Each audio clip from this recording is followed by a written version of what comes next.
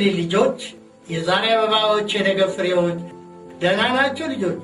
ከ8 ዓመታት በፊት ሐምሌ 24 ቀን 2009 ዓመተ ምህረት ነበር በርካታ ኢትዮጵያውያን እንደ አባት የሚመለከቷቸው አርቲስት ተስፋዬ ሳህሉ ወይም አባባ ተስፋዬ በ93 ዓመታቸው ከዚህ ዓለም በሞት የተለዩት። ዓለም በሽፍንፍን ስታፋጅ ኑረሽ ነቁብሽ መሰለኝ ፍጥረት ሁሉ ናቀኝ። አርቲስት ተስፋዬ ሳህሉ የተወለዱት በቀድሞ ባሌ ክፍለ ሀገር ልዩ ስሙ ከዱ በተሰኘ ስፍራ ሰኔ 20 ቀን 1916 ዓመተ ምህረት ነበር። ዕድሜያቸው ለትምህርት ሲደርስም ጎባ ከተማ የአንደኛ ደረጃ ትምህርታቸውን መከታተል ጀመሩ። ቤተሰቦቻቸው በሥራ ምክንያት ወደ ጊኒር በመቀየራቸው ትምህርታቸውን በጊኒር ቀጠሉ። በመቀጠል ወደ ሐረር ሄዱ። ሐረርም የፈረንሳዮች ትምህርት ቤት ገብተው ተማሩ። ለተወሰኑ ዓመታት ሐረር ከኖሩ በኋላ በ14 ዓመታቸው ወደ አዲስ አበባ ከተማ በመምጣት በኮከበ ሕጽባ ትምህርት ቤት ትምህርታቸውን ተከታትለዋል።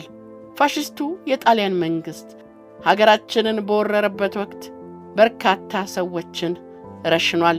ከረሸናቸው ሰዎች መካከል የእሳቸው እናትና አባት ይገኙበታል። ገና በልጅነታቸው እናትና አባታቸው በግፍ የተገደሉባቸው አባባ ተስፋዬ ለከፍተኛ የሕይወት ፈተና ተጋለጡ። ሕይወት ምሬቷ ከፋ።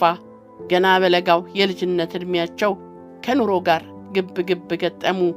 ብቸኝነታቸውን ለመርሳትና ራሳቸውን ለማጽናናት ማንጎራጎር አበዙ። ወቅቱ ኢትዮጵያውያን ከጣሊያን ጋር የሚፋለሙበት፣ አርበኞች በዱር በገደሉ ስለ ሀገራቸው ክብር ከጠላት ጋር የሚተናነቁበት ወቅት ስለነበር ሽለላና ቀረርቶ እዚህም እዚያም ይሰማ ነበር። ይህ ሁኔታ ታዲያ የታዳጊውን ተስፋዬ ቀልብ መስረቅ ጀመረ። ልባቸው ለኪነ ጥበብ አደላ። የአዲስ አበባ ባህልና ቲያትር ቤት የቲያትር ፍላጎት ያላቸውን ልጆች ሲያሰባስብ ተስፋዬ ሳህሉ በወር 11 ብር ተከፋይ ተዋናይ ሆነው ተቀጠሩ።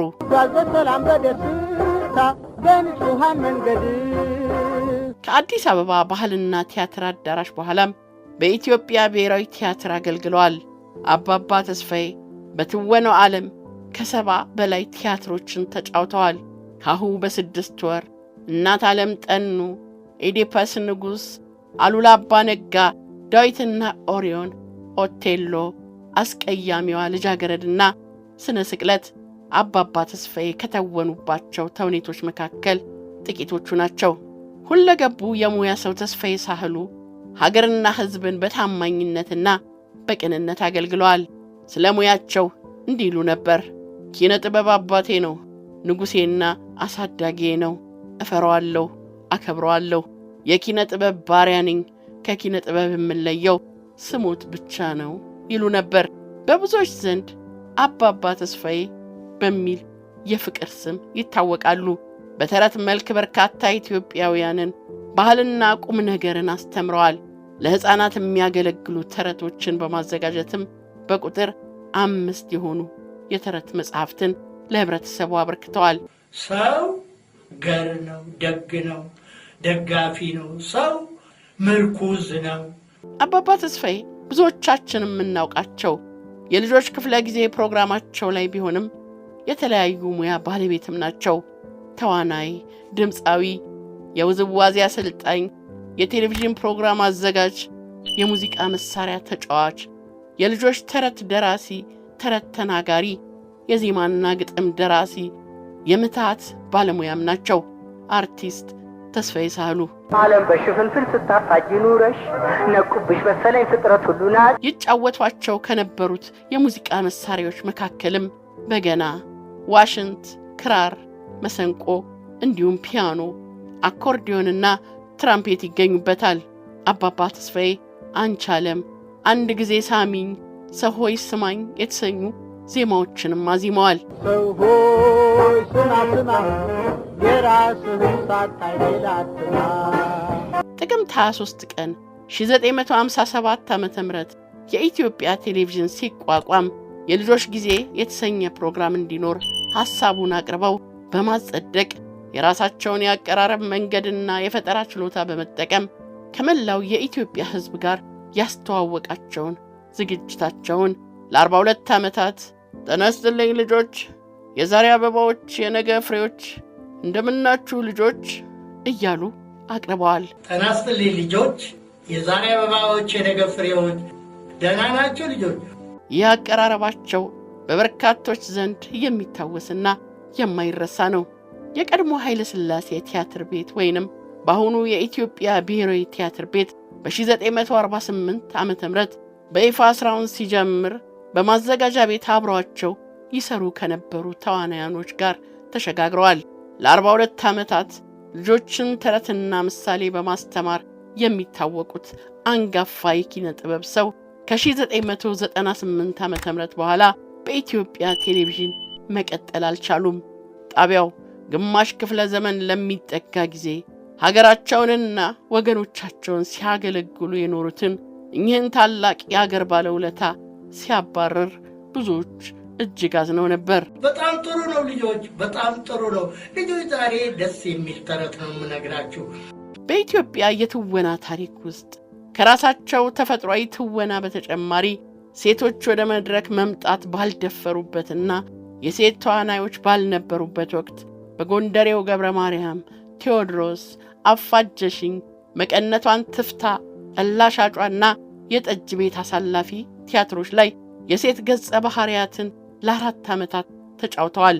አባባ ተስፋዬ ሴት ሆነው ሲጫወቱ ገጸ ቅባቸውን የሚሰሩት ራሳቸው ነበሩ። በኢትዮጵያ ብሔራዊ ቲያትር መድረክ ለ36 ዓመታት ያገለገሉት አባባ ተስፋዬ በ1973 ዓ.ም በጡረታ ተገለሉ። ሆኖም በቲያትሩ አይቀጥሉበት እንጂ በልጆች ክፍለ ጊዜ ለረጅም ዓመታት ለሀገርና ለሕዝብ ሰርተዋል። አባባ ተስፋዬ ስራቸው ያስገኘላቸው የሕዝብ ፍቅር እንጂ የገንዘብ ሀብት አልነበረም። በስራቸው ኮሪያ፣ ግብፅ፣ ጃፓን፣ ጀርመን፣ ሱዳንና ሌሎች ሀገራት ተዘዋውረው ሰርተዋል። እኔ የሰው ሀገር እንግዳ እንጂ ነዋሪ አይደለሁም ብለውም ወደ ሀገራቸው ተመልሰዋል። ዓለም በሽፍንፍን ስታፋጅ ኑረሽ ነቁብሽ መሰለኝ ፍጥረት ሁሉ ናቀሽ። ደቡብ ኮሪያ በተወረረችበት ወቅት አገራችን ኢትዮጵያ በቀረበላት ጥሪ ወቅት የክቡር ዘበኛ ቃኘው ሻለቃ አባል በመሆን ለ2 ጊዜ ሰራዊቱን አገልግለዋል። ለዚሁም የ50 አለቅነት ማዕረግ አግኝተዋል። በክብር ከተሰጣቸው ሜዳሊያዎች መካከል ጥቂቶቹ ከኢትዮጵያ መንግስት የቅዱስ ጊዮርጊስ የጦር ሜዳ ሜዳሊያ፣ ባለ 1 ዘንባባ፣ የቀዳማዊ ኃይለ ሥላሴ የወርቅ ሜዳሊያ ተሸልመዋል። አርቲስት ተስፋዬ ሳህሉ ወይም አባባ ተስፋዬ ከቀዳማዊ ኃይለ ሥላሴ እጅ 3 ጊዜ የወርቅ ሰዓት ተሸላሚ ናቸው። እንዲሁም በ1991 ዓ.ም በኪነ ጥበብ ለሀገርና ለሕዝብ ባበረከቱት ሥራ የኢትዮጵያ የኪነ ጥበባትና የመገናኛ ብዙሃን ሽልማት ድርጅት በቲያትር ዘርፍ የሕይወት ዘመን ተሸላሚ አድርጓቸዋል። ተረቶቼን በምትሰሙ ጊዜ ሁልጊዜ በስነ ስርዓት አእምሯችሁ ውስጥ እንድታስቀምጡ ትፈልጋለሁ። አባባ ተስፋዬ ሐምሌ 22 ቀን 2009 ዓ.ም ዩኒቲ ዩኒቨርሲቲ ለ34ኛ ጊዜ ተማሪዎችን በአዲስ አበባ ሚሊኒየም አዳራሽ ባስመረቀበት ስነ ስርዓት ላይ የረጅም ዘመን የላቀ አገልግሎት የሚሰጠውን የክብር ዶክተሬትና በሼህ መሐመድ ሁሴን አሊ አላሙዲን ስም የተሰየመውን ሜዳሊያ የልጃቸው ሚስት ወይዘሮ ወይንሸት ተሾመ ተቀብለውላቸዋል። በዚህ ጊዜ ግን አባባ ተስፋዬ እርጅናውም ህመሙም ተጫጭኗቸው ከቤት ውለው ነበር። ወይዘሮ ወይንሸት የተቀበሉትን ሽልማት ይዘው ፈጥነው ከቤት ደረሱ። ለአባባ ተስፋዬ የተሰጣቸውንና ባደራ ተቀብለው ያመጡላቸውን ሜዳሊያውን ካንገታቸው አውልቀው ለአባባ ተስፋዬ አጠለቁላቸው። በዚህን ጊዜ አባባ እንዲህ አሉ። ልጆቼ ዛሬ በጣም ደስ ብሎኛል። ይህ የመጨረሻ የክብር ሽልማቴ ይመስለኛል። ሰው የሚፈልገውን ከፈጸመ በኋላ የሚጠብቀው ክብር ሞቱን ነው። እንግዲህስ ምን ቀረኝ? በማለት ደስታቸውን ገልጸው አክባሪዎቻቸውን አመሰገኑ። ታላቁ አባት ከዚህ ቀን በኋላ ግን አልሰነበቱም። ሜዳሊያቸውን ባጠለቁ በ3ኛው ቀን በዕለተ ሰኞ ሐምሌ 24 ቀን 2009 ዓ.ም በመኖሪያ ቤታቸው በተወለዱ በ93 ዓመታቸው ደህና ሁኑ ብለው ተሰናበቱ። በትዳር ሕይወታቸው ለ48 ዓመታት አብረዋቸው ከኖሩት ባለቤታቸው ወይዘሮ ደብሪቱ አይታገድ ጋር 2 ልጆችን አፍርተዋል። የበኩር ልጃቸው ከአባባ ቀድሞ አርፏል። 5 የልጅ ልጆችንም አይተዋል። የአርቲስት ተስፋዬ ሳህሉ ወይም አባባ ተስፋዬ ሥርዓተ ቀብር ሐምሌ 26 ቀን 2009 ዓ.ም በመንበረ ጸባዖት ቅድስት ሥላሴ ቤተክርስቲያን ተፈጽሟል። ደህና ሁኑ ልጆች፣ የዛሬ አበባዎች የነገ ፍሬዎች። ደህና ሁኑ ልጆች፣ ደህና ሁኑ።